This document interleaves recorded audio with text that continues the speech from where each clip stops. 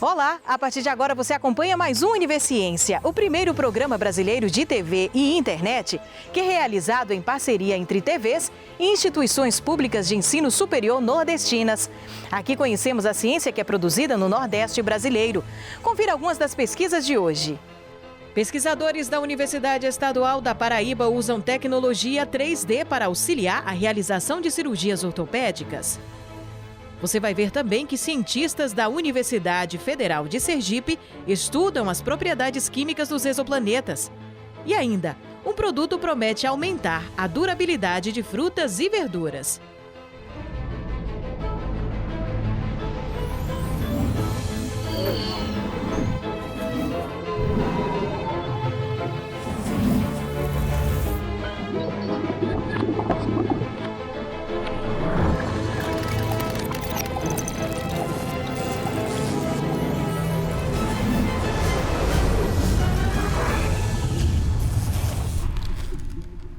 Começamos o nosso Univerciência de hoje com essa excelente notícia. Pesquisadores da Universidade Estadual da Paraíba, em Campina Grande, estão usando tecnologia 3D para auxiliar em cirurgias ortopédicas. Eles conseguem projetar em tamanho real o osso do paciente para que o médico tenha noção exata sobre o que fazer no momento da cirurgia. A tecnologia deve garantir melhores resultados para os pacientes e ainda economia para o SUS. O processo todo é considerado um processo digital, então a gente tem desde a aquisição da imagem até um arquivo manufaturado, confeccionado em mãos, o processo físico, né? Então a gente primeiro segue, através de um tomógrafo, que a gente segue protocolos DICOM de imagens médicas, então a partir daí faça todo o processo de limpeza da imagem, a segmentação óssea, o foco, a concentração em si do caso cirúrgico, né? Onde está a fratura propriamente dita. A partir da geometria, anatomia óssea, né, do próprio paciente diretamente, a gente faz a confecção em softwares específicos de engenharia, onde eu tenho a dimensão, o dimensionamento exato da precisão, né, que a gente precisa dar essa segurança ao cirurgião, que ele tenha segurança na parte de colocação dos parafusos ortopédicos. Então, é uma guia para segmentar, então, colocar a parte exata dos parafusos ósseos para a colocação dessa placa ortopédica. A partir da confecção dessa guia digitalmente, a gente vai para a confecção, ela propriamente dita em estado físico. Então, a gente utiliza a manufatura aditiva, conhecida como a impressão 3D, para a fabricação. A gente pode até simular virtualmente essa cirurgia antes mesmo de confeccionar a guia e antes mesmo de fazer a própria cirurgia. A confecção desse guia representa uma maior precisão cirúrgica, uma maior segurança intraoperatória.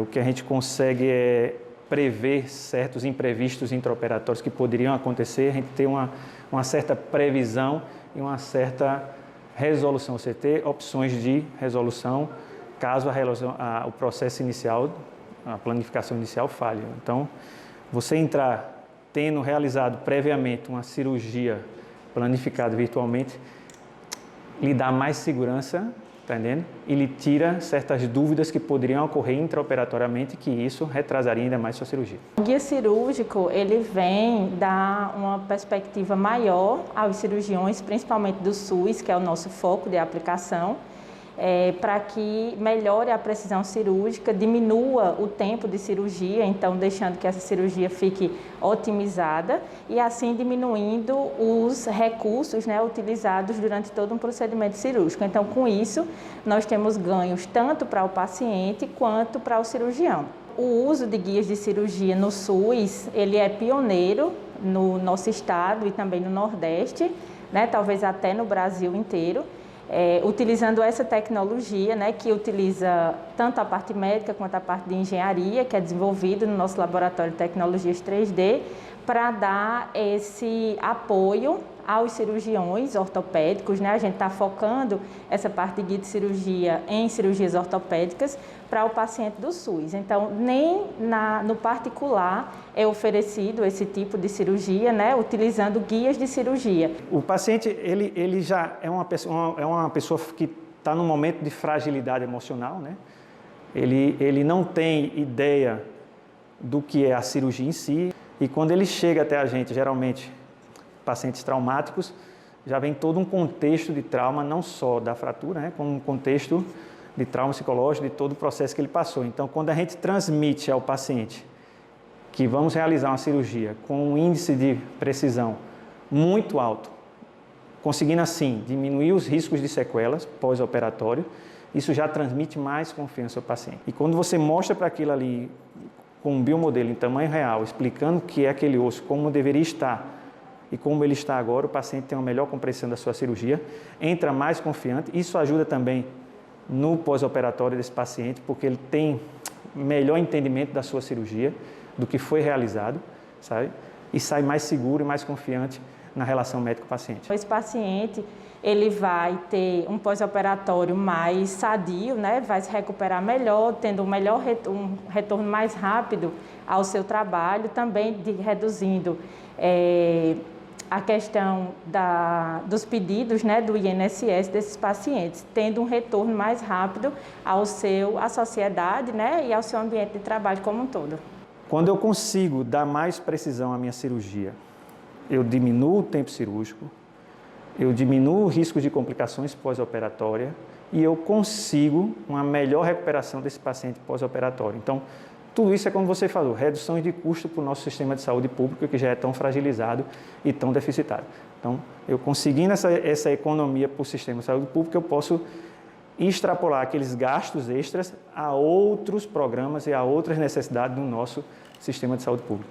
Hoje, a nossa maior barreira é conseguir mais casos para que a gente some aos que já foram feitos no laboratório, para que assim a gente comprove a eficiência e eficácia do nosso método no SUS. Então, nós hoje fazemos casos no Hospital de Trauma de João Pessoa e também de Campina Grande, onde nós temos uma unidade, né, incubada dentro do Hospital de Trauma de Campina Grande, do Laboratório de Tecnologias 3D, onde a gente tem essa relação rápida, né, com os cirurgiões. Então, a gente está lá esperando esses casos para que a gente faça em conjunto e beneficie o maior número de pacientes do SUS possível. Então, nós estamos lá dentro do Hospital de Trauma de Campina Grande, mas podemos receber de qualquer hospital público do nosso estado e também de outros estados. Então, é só nos procurar e a gente disponibiliza sem nenhum custo para os pacientes do SUS. Quem ganha é exatamente o paciente. Então, o paciente vai ter uma melhora, um ganho considerável, mas sempre por trás, sempre tem uma equipe bem maior trabalhando nessa guia, né? nesse caso real. Uma pesquisa que contribui muito para a medicina e a qualidade de vida de todos. E depois do intervalo, você vai conhecer o trabalho de cientistas da Universidade Federal de Sergipe que estudam as propriedades químicas dos exoplanetas.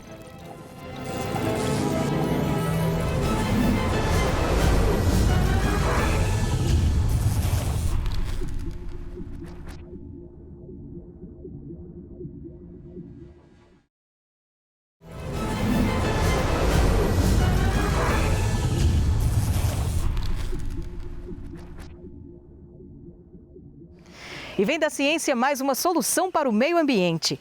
A biomassa é todo material que contenha energia química em seu interior. Pode ser extraída de qualquer tipo de vegetação e árvore, lixo orgânico, resíduos agroindustriais e dejetos de animais.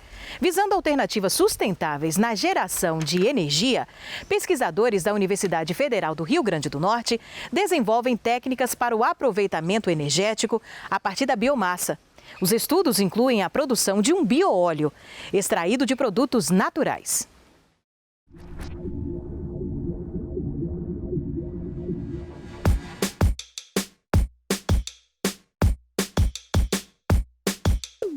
A poluição do ar provocada pela queima de combustíveis fósseis ainda é uma grande problemática em todo o mundo.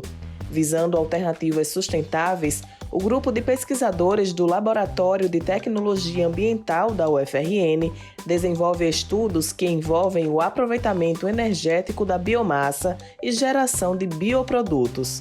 É uma área que está em bastante ascensão e o que nós fazemos é seleção de algumas biomassas potenciais para a área de bioenergia. Então, a gente seleciona biomassas e caracteriza E a partir do potencial energético de cada uma delas, o que cada uma tem a entregar, a gente seleciona alguns processos específicos. E aqui no laboratório a gente trabalha mais especificamente na área de pirólise e pirólise catalítica. A pirólise ela é um processo, como o próprio nome já diz, um processo de decomposição, um processo de quebra a partir da temperatura. E com essa quebra desse material, a gente tem aí um teor de voláteis que pode ser condensado e obter um bioóleo. E esse bioóleo, ele é rico em vários tipos de compostos que a gente pode passar por um processo de refino e obter uma biogasolina, um biodiesel e vários outros energéticos. O grupo é um grupo bastante reconhecido no Brasil na área de catálise, então a gente sintetiza alguns materiais, né, com esse objetivo de transformar essa biomassa em um vetor energético, um biocombustível, um bioóleo, com potencial entrega aí para o mercado. E aqui no Brasil tem vários tipos de biomassa. Especificamente aqui no grupo, a gente se interessa por alguns resíduos lignocelulósicos, né? O que são isso? São esses materiais que são processados, como a coroa do abacaxi, como os restos culturais de algodão, aquelas sobras agroindustriais e agrícolas que não teriam fim destinado, né? Um fim específico. A gente traz aqui para o laboratório, faz uma pré-seleção, faz uma caracterização inicial para avaliar o potencial de umidade, de cinzas, de teor de voláteis. E a partir dessas análises de caracterização, a gente avalia se essa biomassa ela é indicada para um processo de pirólise, para um processo de combustão, para um processo de gaseificação, e assim a pesquisa segue. Aqui é um exemplo de biomassa, né, o eucalipto, muito utilizado aí na indústria do papel e celulose. E quando a gente submete essa amostra a um processo de pirólise, a gente obtém esse óleo, que a gente chama de bioóleo.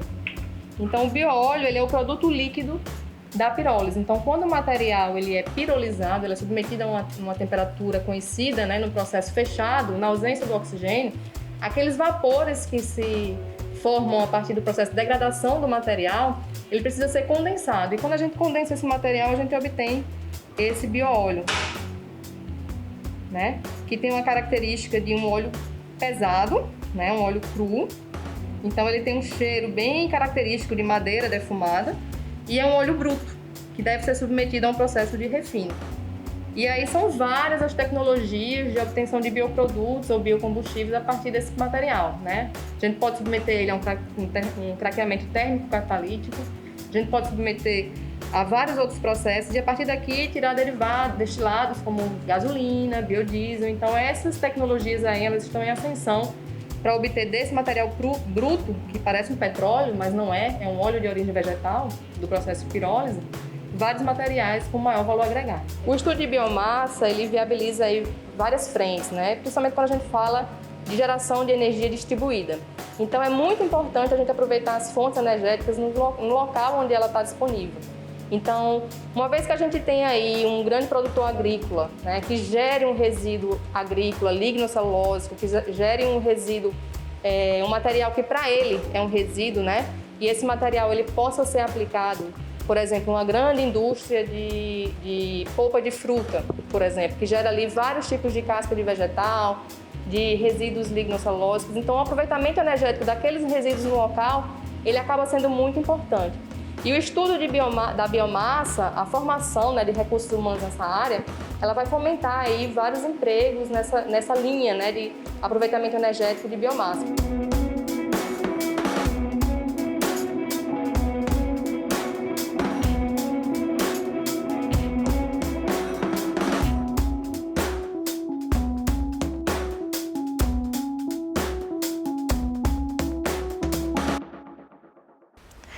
Existem muitas perguntas relacionadas à astrofísica. Uma das mais comuns é sobre quando ou se será possível encontrar um planeta similar à Terra no qual possamos viver. Na Universidade Federal de Sergipe, trabalhos desenvolvidos pelo Departamento de Física estudam as propriedades químicas dos exoplanetas, que orbitam estrelas pertencentes a um sistema planetário diferente do nosso. A investigação pode ajudar a trazer estas e outras respostas relacionadas ao nosso universo. Dentro do nosso curso, né, da astrofísica, eu trabalho com diferentes campos da astronomia, desde estrelas, exoplanetas e uma gama de diferentes processos físicos e químicos que ocorrem nas estrelas. Mas especificamente, eu trabalho com a caracterização química de estrelas. Esse é o meu principal objeto de pesquisa. E dentro dessa caracterização química de estrelas, a gente consegue abordar consegue responder diferentes perguntas astrofísicas que a gente tem na atualidade. Uma das principais perguntas que a gente tem hoje em dia, né, é que quando que a gente vai encontrar um planeta que é de fato similar à nossa Terra? Então, um dos trabalhos que a gente desenvolve no nosso grupo de pesquisa é fazer uma caracterização, estudar, né, as propriedades químicas de exoplanetas. E a gente consegue fazer essa caracterização desses exoplanetas a partir do estudo da sua estrela-mãe, através de um método, né, que a gente chama de espectroscopia. A gente observa as estrelas com telescópio e obtém o espectro delas. A partir desse espectro, a gente consegue estudar as propriedades químicas dos objetos. E aí, no nosso caso, a gente estuda as propriedades químicas das estrelas. Esse mesmo processo serve para galáxias, para asteroides, para diferentes objetos celestes. É muito difícil para a gente observar diretamente esses exoplanetas com a tecnologia que a gente tem atualmente. Então, a forma mais fácil da gente conseguir entender as propriedades químicas desses exoplanetas é estudando as propriedades químicas da sua estrela-mãe. Então, a gente observa as suas estrelas-mães, a gente faz esse estudo físico e químico dessas estrelas-mães e a gente parte do pressuposto que tanto a estrela quanto o planeta, eles nasceram a partir do mesmo componente, né? A partir da mesma nuvem molecular que nós definimos. E a partir desse estudo, a gente infere que as propriedades químicas das estrelas são iguais às propriedades químicas dos exoplanetas.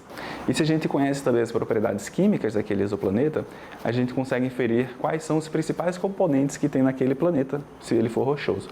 Por exemplo, a gente consegue dizer quais são os principais minerais que estão presentes naquele planeta. No caso da Terra, os minerais mais abundantes são minerais à base de magnésio, como olivina e alguns outros. Então, a gente procura esses mesmos indícios nesses outros planetas para conseguir dizer algum dia, né, se aquele planeta pode ser um planeta muito parecido com a Terra ou não. Um dos primeiros estudos que a gente fez, eu e o meu grupo de pesquisa, né, a gente verificou que existe um exoplaneta próximo da gente, que é um exoplaneta que se chama ROIS 128b. Ele é um do segundo ou terceiro exoplaneta mais próximo de nós, já descoberto até então, e ele é um planeta que possui características muito parecidas com a Terra.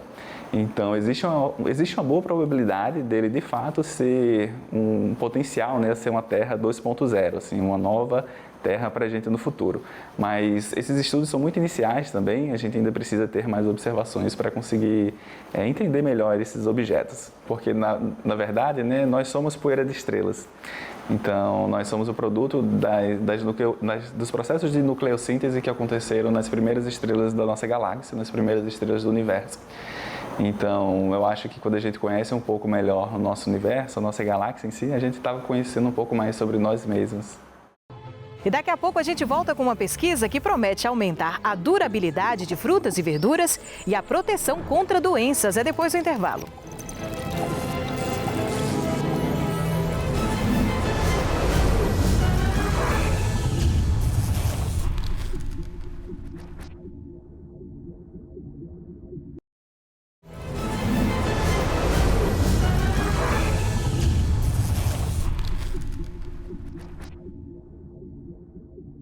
Imagine um produto que aumente a durabilidade e proteja frutas e verduras de doenças.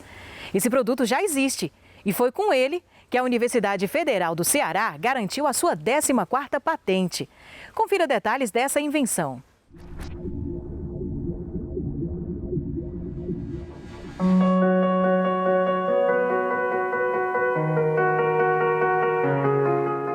Hoje, o Brasil é o segundo maior produtor de mamão, sendo que a comercialização dele é um pouco prejudicada devido a essa dificuldade, né, de manter a vida útil dele por mais tempo, para que ele possa ser comercializado, né, tanto internamente como para o mercado externo. O mamão ele é muito afetado, assim como muitas frutas, né, por doenças. E a antracnose é uma dessas doenças que acomete o mamão e acomete uma série de frutas. Nós submetemos o projeto ao CNPq, o projeto foi aprovado.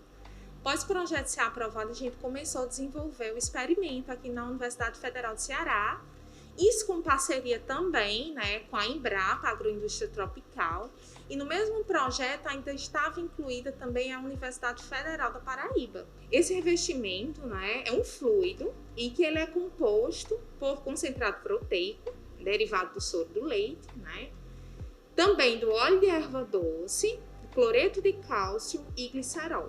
Junto, esses componentes aí têm a função de produzir um revestimento que vai auxiliar na proteção e na conservação de frutas e de vegetais. A gente observou que esse revestimento ele tinha tanto a condição de combater, né, a proliferação do coletótrio, da doença, da antracnose, como ele também tinha um efeito de tratar. A gente teve que fazer alguns testes para saber a concentração mínima que a gente poderia utilizar, que pudesse tanto conservar o fruto, formar um revestimento mais adequado e também prolongar a vida útil dele.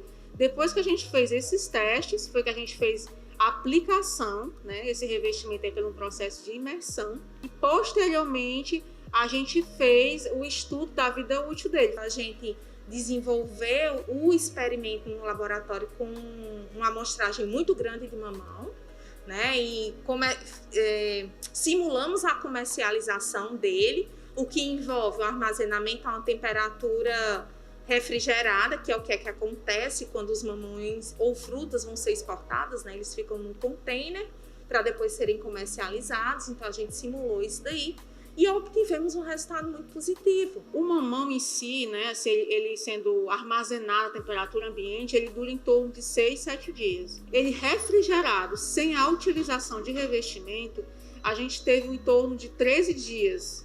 Mas quando a gente aplicou o revestimento, a gente observou que ele conseguiu ir até 10 dias a mais.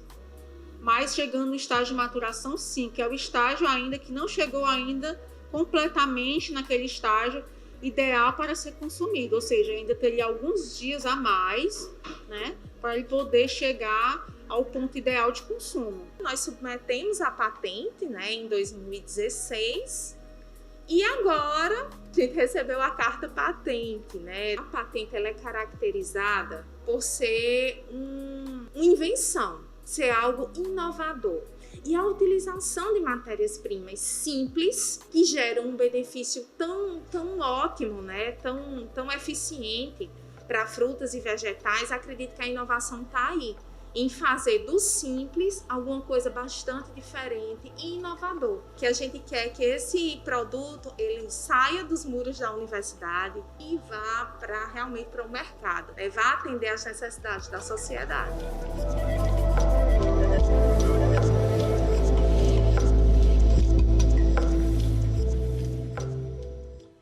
O Universiense de hoje vai ficando por aqui. Na próxima edição, a gente vai continuar conhecendo todo o trabalho científico do Nordeste brasileiro. Tchau, tchau e até lá!